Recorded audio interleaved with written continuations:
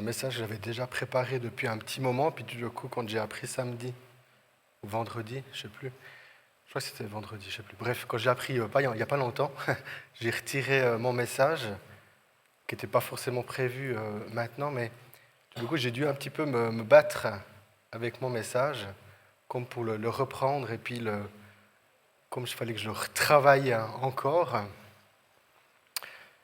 pour ce soir. J'aimerais donner, enfin avant de rentrer dans mon message, des fois j'aime, enfin pas, mais un petit peu parler de moi. Je vais bien, si pour quelqu'un intéresse. Je vais bien, mais j'apprends à écouter tout ce que je vis à l'intérieur de moi. Et puis il y a des choses où j'arrive moi tout seul avec Dieu à régler des choses. Puis j'ai pris conscience qu'il y avait des choses que j'arrivais pas à le régler tout seul, puis j'avais besoin qu'on m'aide. Et puis, dernièrement, tout d'un coup, il y a une émotion, quelque chose qui s'est passé dans ma vie que j'ai absolument pas aimé. Puis tout d'un coup, ça m'a fait le truc en me disant, ah David, là, il faut que tu ailles régler cette chose. Puis j'ai vu que je ne pouvais pas le régler tout seul. Donc j'ai pris rendez-vous. Et puis j'irai bientôt refaire un petit sozo. Enfin, un petit zozo, j'irai faire un sozo. Et puis j'irai demander au Saint-Esprit de régler ce qui est venu. À la lumière, tout d'un coup, d'une situation toute bête, quelque chose qui est venu, ça a produit cette émotion, puis du coup, je vais aller faire un sozo. Parce que là, je sentais que j'avais besoin que quelqu'un m'aide par rapport à ce que je vivais. Voilà, comme ça, vous savez un petit peu. Ce soir, le message que j'aimerais donner avec vous, le titre, c'est « Soyez saints ». Et puis dans le Lévitique, chapitre 11, le verset 44, il dit « Moi je suis le Seigneur votre Dieu, comportez-vous comme des êtres saints, car je suis saint. » Amen. Et il y a vraiment cet appel de l'Éternel par rapport à Dieu. Et puis ce qui est intéressant, c'est qu'en fait, le Lévitique 11, jusqu'au chapitre 15, c'est toute la question de la loi pure et de l'impur. Et puis le chapitre 11, où il est dit, le verset que je viens de lire, où il dit l'Éternel, « Moi je suis le Seigneur votre Dieu, comportez-vous comme des êtres saints, car je suis saint », cette parole s'inscrit dans la loi alimentaire. Où tout d'un coup Dieu a donné cette loi alimentaire au peuple. Il disait ça, c'est des animaux purs que tu peux manger, et ça c'est des animaux impurs qu'il ne faut pas que tu manges. Et c'est de ceci qu'on va un petit peu parler ce soir. Le livre du Lévitique, en fait le mot Lévitique vient de la Bible grecque, la Septante. C'est une Bible dans les années 250, si je ne me trompe pas, avant Jésus-Christ. En fait, la tradition dit que c'est 70 savants qui ont pris le texte hébreu, qui ont fait une traduction en langue grecque, parce que suite aux déportations de Babylone et tout, le peuple avait un petit peu perdu le langage hébreu. Et puis comme la langue grecque était de nouveau un peu l'anglais d'aujourd'hui, eh bien en fait ils ont fait cette traduction de l'hébreu en grec, et cette Bible s'appelle la Septante. Et puis en fait dans nos Bibles en français, quand on dit que c'est le 3e livre de la Bible, le Lévitique, en fait ça fait référence à la traduction du mot grec. Et littéralement, ça veut dire livre concernant les Lévites. Mais si on prend la Bible hébraïque, ce 3e livre, il s'appelle « Il appela ». Pourquoi ? C'est Dieu qui appelle Moïse et qui lui donne sa parole. Où Moïse, après, était appelé dans ce que l'Éternel lui a dit, à le retransmettre au peuple.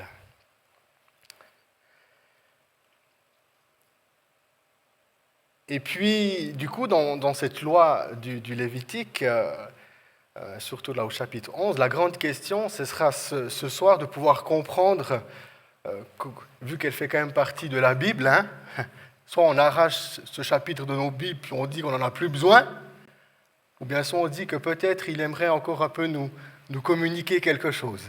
Alors je crois qu'on ne doit pas l'arracher, mais on aimerait se mettre à l'écoute du Seigneur pour savoir qu'est-ce que cette loi pour moi aujourd'hui. Pour comprendre, je vais gentiment, ce qui est intéressant pour comprendre des fois comment comment prendre la parole de Dieu, j'ai trouvé intéressant dans Deutéronome 8, je vais lire les versets 3 à 6, qui dit « Après ces difficultés, après t'avoir fait souffrir de la faim, il t'a donné la manne, une nourriture inconnue de toi et de tes pères. De cette manière, il t'a montré que l'être humain ne vivra pas de pain seulement, mais de toute parole qui sort de la bouche de Dieu. Tes vêtements ne se sont pas usés, tes pieds n'ont pas enflé durant ces 40 ans. Comprends donc bien que le Seigneur ton Dieu veut t'éduquer comme un père éduque son fils. Observe les commandements du Seigneur ton Dieu, conduis-toi comme il le désire et reconnais son autorité. » Et je crois que ce passage est fort aussi de Deutéronome 8, les versets 3 à 6, quand il dit « Comprends donc bien », au verset 5, « Comprends donc bien que le Seigneur ton Dieu veut t'éduquer comme un père éduque son fils. » Et je crois que dans cette loi du Lévitique, au chapitre 11, sur cette question de l'alimentation, ce qui est pur et ce qui est impur, c'est une loi que Dieu donne pour éduquer son peuple. Amen. À travers cette loi, il aimerait éduquer son peuple. Alors venons un petit peu au fait de ce passage lévitique. Alors on ne va pas tout le lire parce qu'il y a toute une palette d'animaux qui dit qu'on n'ose pas manger, mais ce n'est pas sur ça que j'aimerais... on peut toujours faire la Saint-Martin. On pourra toujours faire la Saint-Martin, mais ce n'est pas sur ça que j'aimerais appuyer. Mais par exemple, au verset 24 puis au verset 31, il disait que même le fait de manger ou bien de toucher, d'être en relation avec cet animal, il dit la Bible que celui qui touche leur cadavre ou bien qui prend part à la nourriture, il sera impur jusqu'au soir. Okay? C'est-à-dire que tout d'un coup, il vient, il était en contact, il a touché ou bien il a mangé. Eh bien, le Lévitique, il dit, voilà, tu es impur jusqu'au soir. Et le fait qu'il devait être impur, il devait être comme en isolement. Il devait attendre le soir. Et le matin, voilà, c'est bon, il pouvait revenir. Je ne sais pas si ça vous fait penser à quelque chose. Tu sais, du coup, tu es en isolement pendant un moment, après tu peux revenir.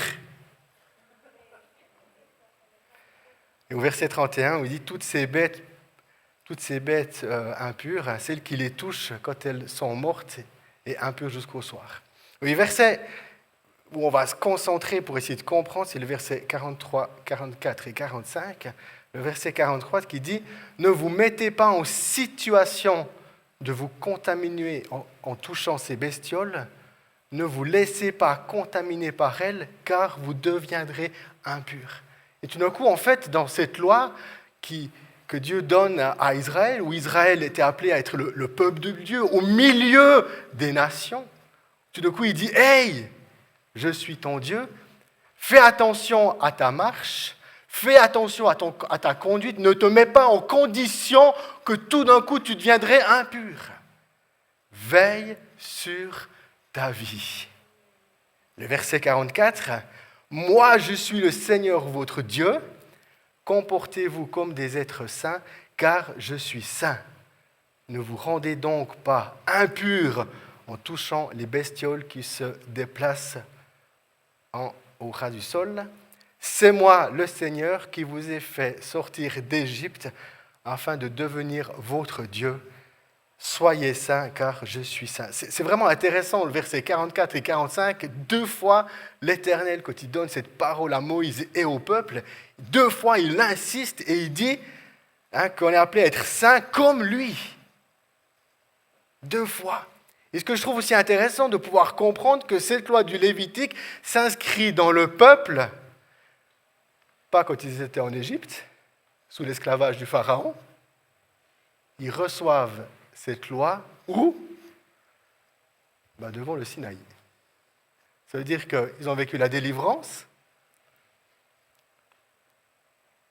ils sont arrivés devant la mer Rouge, ils ont entendu toute l'armée du Pharaon qui arrivait derrière eux. L'Éternel, par un miracle, ouvre les eaux, ils passent à pied sec dans la mer Rouge. Et l'apôtre Paul va dire dans 1 Corinthiens 10 que ce passage dans la mer, ils ont été baptisés en Moïse. Et nous, aujourd'hui, on est baptisés en Christ. Et une fois qu'ils sont sortis de cette eau, ils ont vu l'armée du Pharaon qui a aussi passé dans la rivière s'est enfermée, et tout d'un coup, ils étaient libres en fait, de rendre un culte à l'Éternel. Et c'est dans cette dimension de liberté que l'Éternel donne sa loi, et quand il a donné cette loi, il rappelle à l'Égypte, « Et c'est moi qui t'ai fait sortir d'Égypte. » Du coup, il y a cet appel vraiment de devenir...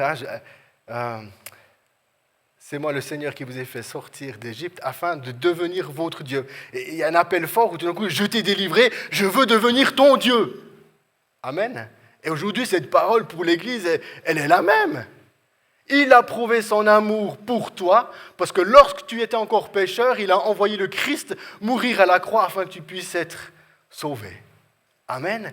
Et dans ta conversion et dans le fait que tu as été touché par le message de la bonne nouvelle, que tu t'es fait baptiser, que tu es rentré dans les eaux du baptême, que tu as été libre du péché, et bien dans cette liberté, l'Éternel donne une parole et il te dit « Hey, j'aimerais réellement devenir ton Dieu. » Amen. J'aimerais encore insister sur le fait que l'apôtre Paul dit « Il nous a prouvé son amour ». Le salut est une manifestation de son amour envers nous. Il t'a aimé.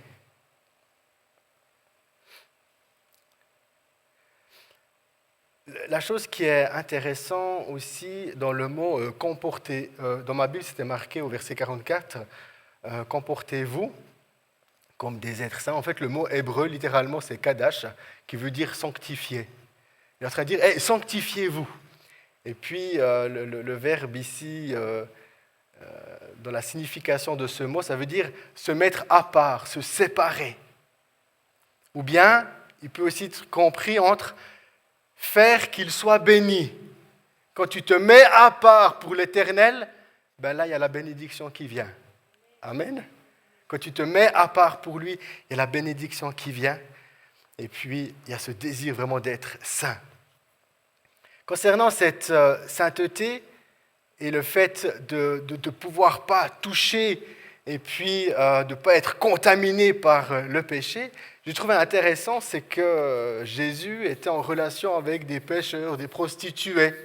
Il y a même une femme qui l'a touché elle avait une perte de sang, et on le voit dans la loi du Lévitique, la femme qui avait une perte de sang, je crois que c'est le chapitre 13, eh bien, elle était considérée comme impure, et puis elle devait s'isoler. Mais cette femme, dans la perte de sang, elle s'est dit, mais si je peux toucher Jésus, eh bien, je serai guéri. Amen. Et c'est ça qui est intéressant, c'est que Jésus, dans sa vie, il a su être en contact avec les gens sans être contaminé lui-même. Amen. Par exemple, il pouvait manger avec la prostituée et manger avec le collecteur d'impôts sans adhérer à ce qu'il faisait. Amen. Ça veut dire qu'il a toujours gardé Jésus son cœur, il a protégé son cœur, il était en relation avec les gens, mais son cœur, il a gardé une distance.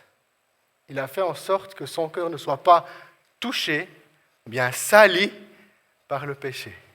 Amen. Et c'est de cela, en fait, que la loi du Lévitique, au chapitre 11, sur la question de l'alimentation et de rester pur, c'est de vivre en tant que chrétien dans ce monde, tout en restant pur. Amen. La question aussi, le fait qu'on est impur jusqu'au soir, dans Lamentation 3, les versets 22-23, il dit « Les bontés du Seigneur ne sont pas épuisées, il n'est pas au bout de ses tendresses. Elles se renouvellent à chaque matin. » Amen. Amen. Quand on parle encore de cette question pure et impure, je reprends le verset 45, « C'est moi le Seigneur qui vous ai fait sortir d'Égypte afin de devenir votre Dieu. Soyez saints car je suis saint. » Nous sommes des pécheurs qui sommes devenus saints. Et aujourd'hui, tu es saint, eh bien, veillons à demeurer purs. Je trouve intéressant dans cette loi, on ne parle plus de péché, mais l'Éternel parle de ce qui est pur ou de ce qui est impur, de ce qui tache, ce qui sale, de ce qui reste blanc.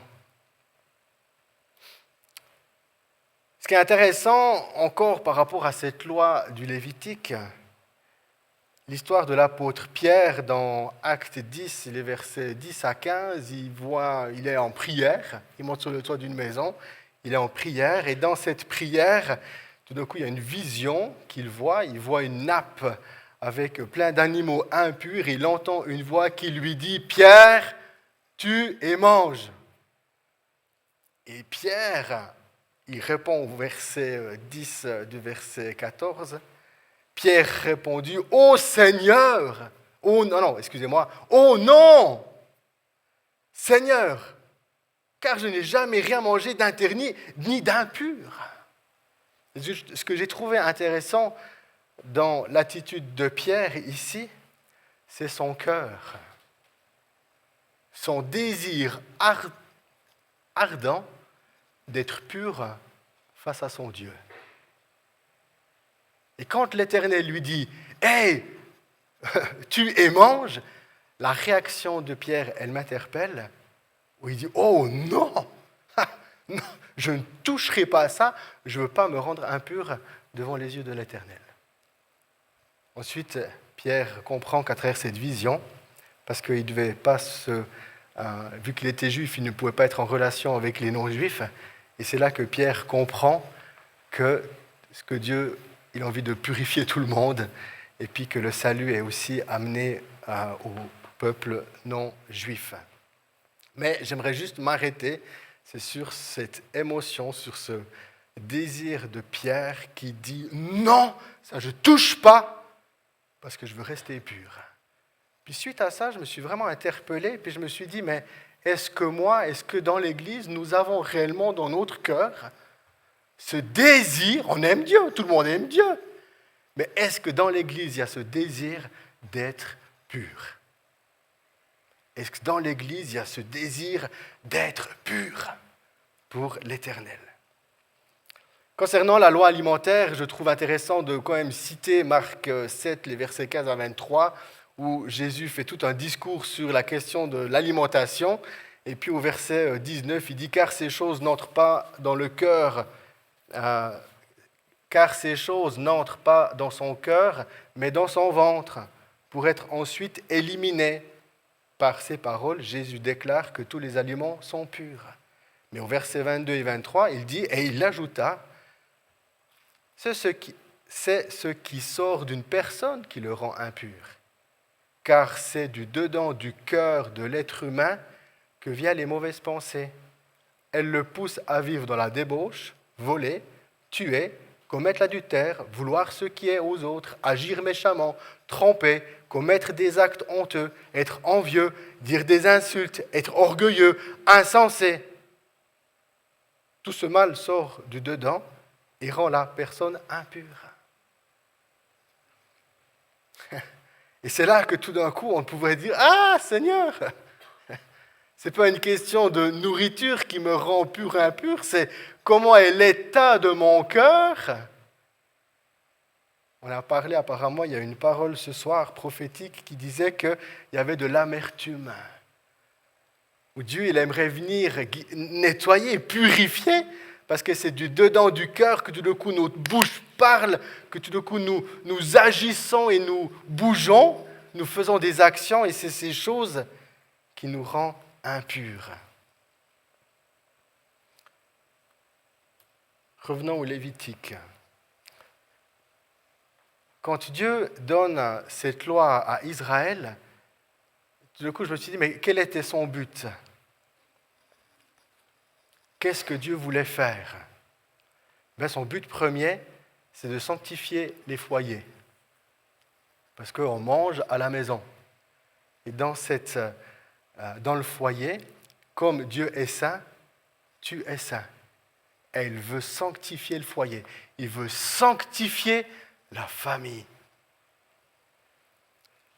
Cette loi a pour but de préserver la présence de Dieu dans le foyer. Amen. Tout d'un coup, on vient, on touche à quelque chose, on est impur. Ah, on doit commettre en isolement.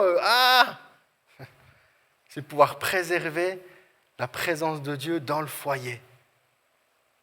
Et puis, le troisième but, à mon avis, c'est que notre âme s'affectionne pour Dieu. Amen. Cette loi du Lévitique est donnée. Sois saint parce que je suis saint. Donc le but, c'est de pouvoir, dans notre cœur, notre âme, s'affectionne pour Dieu. Quand on parle que Dieu est saint, ça veut dire qu'il est séparé, il est autre. Il n'est pas comparable aux autres dieux. Amen. Il est séparé, il est autre. Il n'est pas comparable aux autres dieux. Et comme notre Dieu, il est séparé, il est autre, il n'est pas comparable, toi qui l'as racheté, il t'appelle à vivre ici-bas autrement que les gens qui n'ont pas la crainte de Dieu. Amen. Et nous arrivons, à mon avis, dans un temps, dans une société, que de pouvoir afficher nos valeurs, ce qu'on croit, pourra à l'avenir devenir peut-être plus difficile. Juste la question du mariage pour tous. Mais ce qui est intéressant, pour encore comprendre cette loi du Lévitique, est-ce que c'était quelque chose de nouveau, cette loi de « tu ne mangeras pas, sinon tu seras impur », ça ne vous fait pas penser à une autre parole que Dieu avait déjà donnée avant, qui dit « ne touche pas ». Ben, dans le jardin d'Éden, l'homme était dans le peuple. Il était dans le jardin, Adam et Ève, dans la présence parfaite de Dieu. Et Dieu dit à Adam, tu ne mangeras pas le fruit de l'arbre de la connaissance du bien et du mal.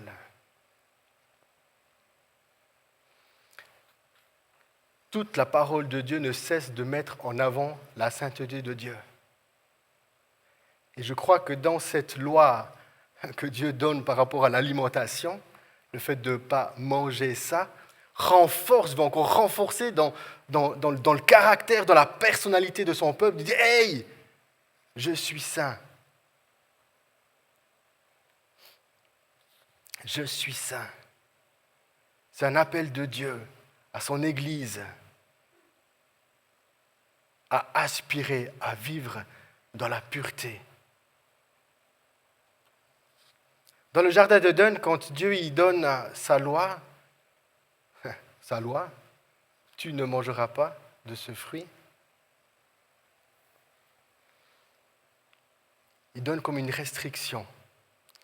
Et puis de pouvoir comprendre que par cette parole, je crois réellement que Dieu veut éduquer l'homme à ce qu'il puisse reconnaître ce qui est bon et ce qui est mal, ce qui est pur, ce qui est impur. Et puis de pouvoir l'éduquer et avoir une éducation morale, dans le sens le rendre capable de maîtriser ses sens, être capable d'avoir le dessus sur la tentation, l'amener à pouvoir grandir et des fois on dit que l'esprit est bien disposé, mais la chair est faible. Eh bien, il aimerait que dans notre vie, par rapport à cette loi de vouloir rester pur pour Dieu, c'est comme d'avoir le dessus de notre physique. Et je crois que cette loi, elle est bonne, elle est là pour nous éduquer afin qu'on puisse grandir. Et que ce désir de rester pur aux yeux de Dieu, le fruit, il a l'air tellement bon. Il a l'air bon, mais si je le touche, je vais être impur. Parce que mon désir d'être tellement pur aux yeux de Dieu, mon amour pour lui, est plus grand que la tentation. Amen. Et je crois que cette loi, elle aimerait venir amener ça dans l'Église. Oh, j'aimerais tellement toucher ça, ça a l'air tellement bon. Ah, mais si je le touche, je sais que je vais être impur. Eh bien, mon amour pour Dieu, notre amour pour Dieu doit être plus fort que cette tentation. Amen. Vous savez que le jour où notre amour sera parfait en Dieu, on ne pêche plus. Si tu aimes Dieu de tout ton cœur, de toute ta force, de toute ta pensée, après il y a tous les autres, mais la conséquence du péché, c'est un manque d'amour. Tu ne vas pas convoiter la femme de ton frère. Tu ne vas pas jalouser. Si tu aimes, enfin vous voyez, si on aime, on va respecter tout ce que les uns les autres ont. On va même se réjouir pour ce que l'autre a. Notre amour pour notre prochain, notre amour pour notre frère. On va se réjouir. Oh, ils partent en vacances, alléluia. Ben moi je reste à la maison. Ben, alléluia. Notre amour nous pousse à nous réjouir pour ce que l'autre a. Amen. La signification du mot pur dans le dictionnaire Larousse, il dit qui est sans mélange, qui n'est pas pollué, qui est irréprochable, exempt de corruption, de défauts sur le plan moral. Amen. Sur la question de la nourriture, parce que là, de manière concrète, dans la loi du Lévitique, il y a vraiment cette question de manger quelque chose, mais Jésus déclare que on peut tout manger. Amen. Bon, il y a comme des choses que je n'ai pas envie, mais on peut tout manger. Mais Jésus va dire, dans Jean 4, 32, il fait cette rencontre avec la femme samaritaine, et puis entre-temps, les disciples partent pour aller acheter à manger. Il est même dit que Jésus, quand il arrive devant le puits, il était fatigué. Il avait faim. Bref, les disciples, ils arrivent, puis ils disent à Jésus, Jésus, mange. On est allé acheter à manger, mange. Et dans Jean 4, 32, il dit, mais il leur dit, j'ai à manger une nourriture que vous ne connaissez pas. Et au verset 34, il dit, ma nourriture est de faire la volonté de celui qui m'a envoyé et terminer le travail qu'il m'a confié. L'homme ne vivra pas de pain seulement, mais de toute parole qui sort de la bouche de Dieu. Amen. Sa parole est une nourriture. Amen. Si tu prends sa parole, tu la manges, c'est un aliment pur. En fait, la parole de Dieu est comme un guide pour nos vies. Mais si maintenant je vais puiser ailleurs une autre nourriture, elle sera impure. Amen. D'où notre amour pour méditer et lire la parole de Dieu, parce que c'est cette parole qui nous fait vivre. Sur la question encore de cette loi du pur et d'impur, j'ai trouvé vraiment intéressant, de nouveau avec cette révélation de l'apôtre Pierre par rapport à cette nappe, et puis en même temps de voir comment les disciples appliquent un peu l'Ancien Testament ou le Nouveau Testament. Et puis, dans Acte 15, le verset 29, il était toute question par rapport à est-ce qu'on fait circoncire les chrétiens qui ne sont pas juifs ou pas. Il y a toute cette question.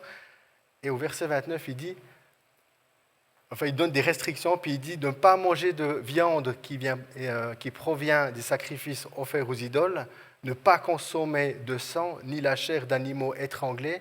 Vous gardez de la débauche, vous agirez bien en évitant tout cela, portez-vous bien. Et ce qui est intéressant par rapport à toute cette question de cette vie, la viande qui a été sacrifiée aux idoles, alors c'est vrai que dans notre contexte ici culturel, on n'a pas forcément cette dynamique-là, mais peut-être dans d'autres pays, peut-être en Asie, en Afrique ou en Asie, dans le sens où des fois, il y a le peuple, les gens chrétiens, ils peuvent être confrontés par rapport à cette réalité. Mais peut-être, dans cette parole de Acte 15, verset 29, gardez-vous de la débauche. Je pense que ça peut nous concerner. Gardez-vous de la débauche, vous agirez bien en évitant tout cela. Restez purs pour l'Éternel. J'arrive gentiment à la fin de ce message et de pouvoir comprendre que ce désir de rester pur, eh bien, c'est de pouvoir préserver la présence de Dieu dans nos vies. Vous vous souvenez que quand Dieu a dit à Adam et Ève, « Tu ne mangeras pas de ce fruit », eh bien, qu'est-ce qui s'est passé une fois qu'ils ont pris ce fruit? Et ils ont été coupés de cette présence. Et je crois que le fait de demeurer dans la pureté, c'est garder la paix du Christ en nous. Demeurer dans la pureté, c'est demeurer dans la joie de l'esprit. Demeurer dans la pureté, c'est être constamment dans son amour. Amen.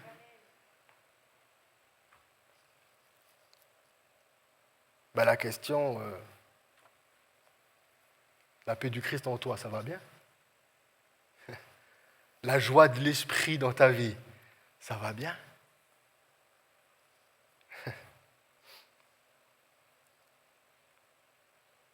Un jour, je vis une rencontre très forte, très intense avec la présence de Dieu, un baptême dans l'esprit, une joie qui déborde de mon cœur. À chaque matin, qui a duré environ une semaine, je recevais une vague, un débordement de joie. J'étais vraiment un peu comme dans une autre planète. Et puis, il s'est passé quelque chose, que tout d'un coup, assez vite, vu que j'étais tellement rempli de l'Esprit de Dieu, sa paix, sa joie, qui était tellement forte en moi, ça m'a monté un petit peu à la tête. Et puis, tout d'un coup, je viens, et puis je me suis permis de critiquer un ministère. J'étais tellement plein du Saint-Esprit, la joie qui était en moi. Puis tout d'un coup, je critique un ministère. Au moment où je critique le ministère, je continue dans la journée. Puis tout d'un coup, pourquoi j'ai plus cette joie en moi? Pourquoi j'ai plus cette joie en moi?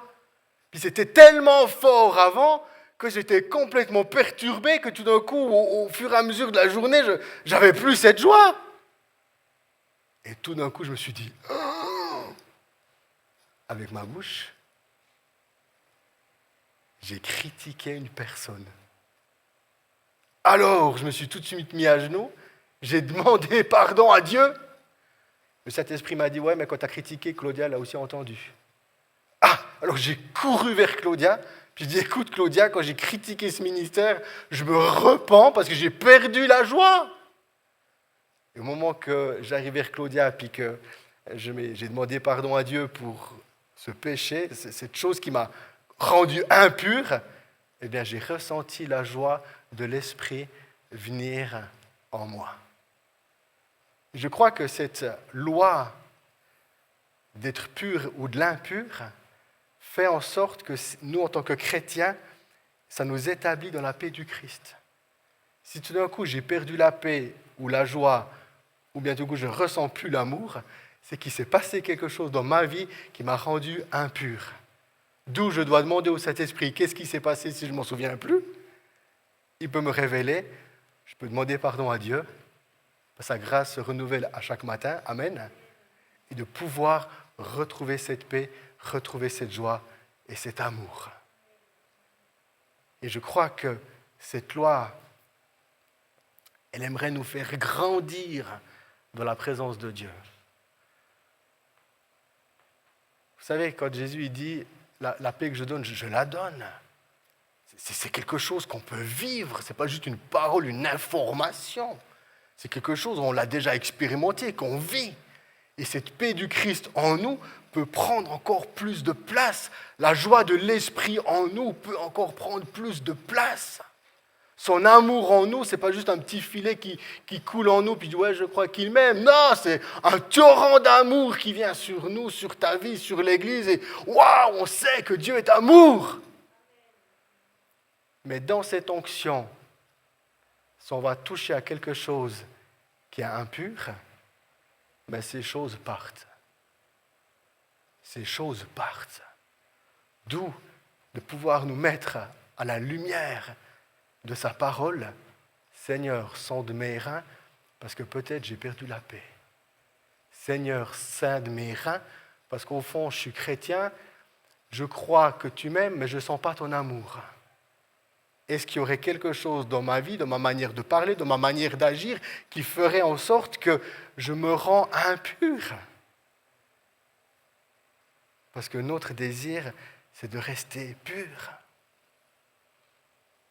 Et cette pureté, elle est puissante, parce que je crois que dans Luc 2, 34, quand Jésus était bébé et qu'il est présenté au temple, il est dit, c'est Siméon qui prophétise sur lui, il est dit, il sera, il parle de Jésus, un signe qui provoquera la contradiction. Et il mettra ainsi en pleine lumière les pensées cachées dans le cœur de beaucoup. Amen. Amen. Et du coup, Jésus qui a su garder et vivre dans cette pureté, dans sa relation entre lui et son Dieu, là où il vivait, il était comme une contradiction. Amen. Ça veut dire qu'il ne prenait pas parti à ce que les autres faisaient. Prendre le fruit, le toucher, c'est prendre part à ce qu'il se fait. Et la capacité de Jésus, là pour moi, il est un héros. Et je crois que l'Église doit grandir. C'est comme Jésus qui mangeait avec les pêcheurs et les collecteurs d'impôts, sans être contaminé par ce qu'il faisait. Parce qu'il a gardé son cœur pur. Il a mis une distance. Moi, c'est arrivé dans ma vie que je pouvais être en relation avec des gens, mais je n'arrivais pas à garder mon cœur pur. J'ai dû littéralement, avec des relations, dire « Non, je ne sors pas avec vous. Non, je ne fais pas ça avec vous. Moi, je rentre à la maison. » Et cette question d'être pur, c'est mon dernier slide. Jacques 1, 27, « Voici ce que Dieu, le Père, considère comme la religion pure et authentique. Secourir les orphelins et les veuves dans leur détresse et se garder de toute tâche due à l'influence de ce monde. » Amen. Dans 1 Timothée 5, 22, l'apôtre Paul qui donne une recommandation à ne pas se précipiter à prier pour quelqu'un pour lui donner une charge dans l'Église. Puis après, il continue, il dit « Ne participe pas au péché des autres. Garde-toi pur. » Timothée, garde-toi pur. Afin qu'il y ait toujours la faveur de toi, la faveur de Dieu sur ta vie. Je trouve aussi intéressant ce passage de 1 Pierre 3. C'est un passage qui est pour les femmes où leurs conjoints ne sont pas encore dans la foi. Où tout d'un coup, il dit, mais ils seront gagnés à la foi par votre comportement. Des paroles ne seront même pas nécessaires. Il leur suffira de voir combien votre conduite est pure et respectueuse. Amen. Et je trouve cette parole, même pour moi en tant qu'homme, j'ai envie de me l'apprendre, où il dit, tu te rends compte de la puissance d'avoir une vie qui désire à vivre d'une manière pure, où il y a des choses, tu dis, non, ça je ne touche pas, ça je ne fais pas. Je veux rester pur pour l'éternel. Je veux que ma conduite l'honore. Je veux pas. On a enseigné, on a étudié ou médité le psaume 1. Heureux l'homme qui ne s'asseye pas à côté des moqueurs, qui ne s'asseye pas, qui ne marche pas, qui ne s'arrête pas. Mais heureux l'homme qui prend plaisir à méditer cette loi jour et nuit. Waouh! Qui nous amène à vivre une vie, une conduite pure et respectueuse. Dans Romains 12, 2, l'apôtre Paul va dire « Ne vous conformez pas aux habitudes de ce monde, mais laissez Dieu vous transformer et vous donner une intelligence nouvelle. Vous discernerez alors ce que Dieu veut, ce qui est bien, ce qui lui est agréable et ce qui est parfait. » Et en fait, dans la parole de l'apôtre Paul, ici dans Romains 12, 2, ça fait référence exactement au Lévitique. Traduction Nouveau Testament. Lévitique. Moi, je suis le Seigneur, vos dieux. Comportez-vous comme des êtres saints, car je suis saint. Amen. Et ainsi, notre lumière brillera dans ce monde. Nous serons comme des signes de contradiction. Par notre vie, on éclaire les pensées des cœurs. Amen. Vous savez, il y a des gens qui disent « Ah, mais quand je viens à l'église, je me sens jugé. » Par exemple, quelqu'un, il est une fois venu un petit peu à l'église, il n'est plus jamais revenu, puis du coup, il revient. Puis il dit « Ah, mais dans l'église, je me sens jugé. » Amen. Amen. Amen. À cause de la sainteté puis de la pureté qu'il y a dans l'église, cette personne qui a abandonné un temps l'église puis qui revient, s'ils se sont jugés, qu'il se mette à genoux et qu'il se repente de son péché. Amen. Moi, je dis gloire à Dieu si quelqu'un vient dans l'église, il est convaincu, il est pris par l'Esprit Saint, puis il dit « Ah, je suis de péché, de justice et de jugement. » Amen. Amen. Et à cause de notre pureté de vie, quand je parle de pureté de vie, on a eu un dialogue avec Claudia face à une situation professionnelle où du coup elle devait prendre un choix. Puis elle disait, mais ce choix ne va pas dans mon éthique de vie, je ne peux pas faire ce qu'on me demande. Alors il n'y avait pas des contraintes trop grandes au niveau professionnel, mais on était là, on a discuté ensemble, on a prié. Puis on a dit, non Seigneur, parce qu'on veut rester pur, parce qu'on t'aime, ça je ne le ferai pas. Amen. Parce que moi je crains, et on veut craindre son nom. Alléluia. Et de pouvoir aspirer et grandir dans ce désir de vouloir rester pur. Oh Seigneur, est-ce qu'il y a quelque chose dans ta vie d'impur? Fais cette prière. Demande à Dieu s'il y aurait quelque chose à nettoyer dans ta vie. N'aie pas honte de faire cette prière, parce qu'au moment où le Saint-Esprit vient et te révèle une impureté, laisse l'Esprit Saint te purifier. Et au moment où tu seras purifié, tu recevras un baptême d'amour, un baptême de joie, un baptême de paix. Amen. Alléluia. Et je crois réellement que Dieu désire dans son Église la purifier, la sanctifier. De pouvoir comprendre que ceci agit par notre comportement et notre manière de vivre. Il y a des choses qu'on ne peut pas faire, il y a des choses qu'on ne peut pas toucher, parce qu'on veut rester pur. Peu importe ce que le monde dit, amen. Plutôt l'Éternel dans notre vie.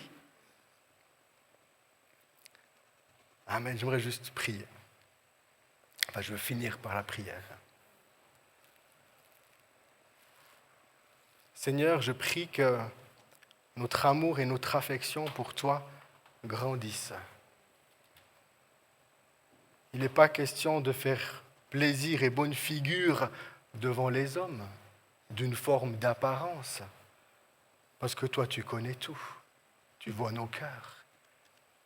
Et je prie, Seigneur, que tu puisses mettre en lumière, maintenant ou dans la semaine qui va venir, peut-être, s'il y a de l'impureté dans les cœurs, dans les vies, tu puisses mettre en lumière cette impureté afin que cette personne pourra, à ce moment-là, se repentir et accueillir ton esprit qui purifie, accueillir ton esprit qui lave,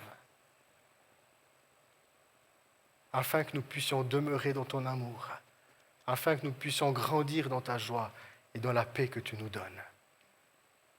Et que cette paix, que la paix du Christ dans nos cœurs, que la joie de l'Esprit et son amour dans nos cœurs soient notre plus grand trésor, qu'on puisse les chouchouter, qu'on puisse les serrer fort en nous et que rien vienne voler la joie. Merci Seigneur parce que tu es là et c'est toi qui fais cette œuvre dans nos vies. Amen.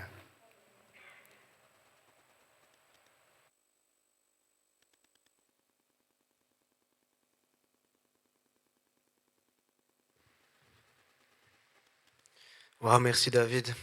Merci David pour ce que tu as apporté. Moi, j'ai envie de vous donner rendez-vous dimanche prochain à 18h. Vous laissez repenser à tout ça au niveau de tout ce qui a été dit ce soir. Repensez à tout ça ce soir, pendant cette semaine. Et puis voilà, dimanche prochain, je vous souhaite encore une bonne soirée. Restez encore connectés avec les personnes qui sont ici présentes. Et puis voilà, Passez une bonne soirée et une excellente semaine à tous.